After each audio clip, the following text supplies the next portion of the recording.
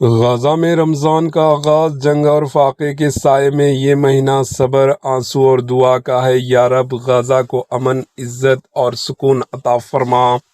غزہ کی پٹی میں رمضان المبارک کا آغاز ایک بار پھر بارود کی بو، خیموں کی بستیاں اور ادھورے دسترخوانوں کے ساتھ ہوا۔ ایک طرف بھوک، بے گھری اور مسلسل خوف کی فضا ہے، تو دوسری طرف مقبوض بیت المقدس کے اطراف سخت حفاظتی اقدامات کے تحت اسرائیلی پولیس کی بھاری نفری تعینات کی جا رہی ہے اور متعدد فلسطینیوں کو مسجد الاقصیٰ میں داخلے سے روک دیا گیا ہے۔ یہ سب ایسے وقت میں ہو رہا ہے جب اسرائیل اور حماس کے درمیان جنگ بندی کی کوششیں تعال کا شکار ہے۔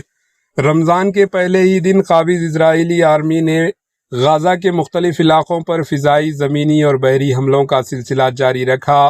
غزہ شہر کے مشرقی محلوں پر توپ خانوں سے گولہ باری کی گئی، جبکہ مشرقی شمالی قصبے بیت الحنان میں رہائشی عمارتوں کو دھماکوں سے اڑانے کے واقعات رپورٹ ہوئے۔ جنوب میں خان یونس اور رافع پر فضائی حملے جاری رکھے اور ٹنکیوں سے بھری مشینیں گنوں کی فائرنگ کی اطلاعات ملی۔ عدد و شمار کے مطابق جنگ بندی معاہدے کے نفاذ کے بعد بھی سینکڑوں فلسطینی شہید اور زخمی ہو چکے ہیں، جن میں بڑی تعداد بچوں اور خواتین کی ہے۔ 7 اکتوبر 2023 سے جاری خونخیز جنگ نے ہزاروں جانیں لے لی، ہزاروں افراد لاپتہ ہیں اور شہری انفراسٹرکچر کا بڑا حصہ ملبے میں تبدیل ہو چکا ہے۔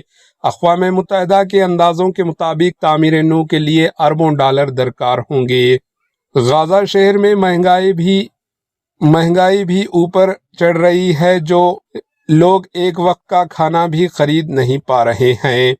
Bureau report, AHN news. AHN news کے YouTube چینل کو سبسکرائب کریں اور بیل آئیکن کو دبانا نہ بھولیں تاکہ آپ کو ہر نئی آنے والی ویڈیو کا نوٹیفیکیشن بر وقت مل سکے۔